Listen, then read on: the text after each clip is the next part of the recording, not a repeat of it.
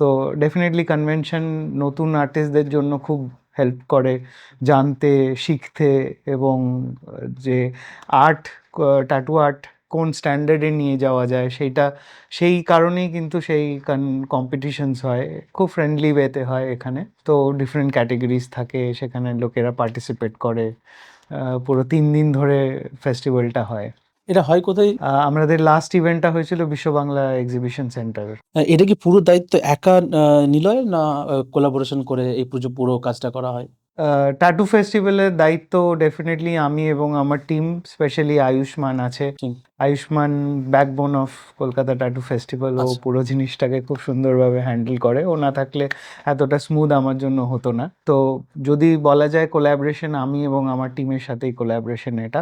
ঠিক। আর আমরা এবার কলকাতা ট্যাটু ফেস্টিভ্যালের সাথে সিসিইউ ফেস্টিভ্যালও করেছিলাম অ্যাজ আচ্ছা। আ কোলাবরেশন। সেখানে সিসিইউর একটা নিজস্ব টিম আর আমাদের টিম, এই দুটো টিম মিলে কোলাবরেশন। সিসিওর দায়িত্ব কে আছে জানো? সিসিইউ করে হচ্ছে Meghdoot Roy Chowdhury from Techno India group.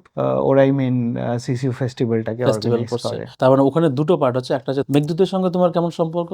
He is a very dear friend of mind.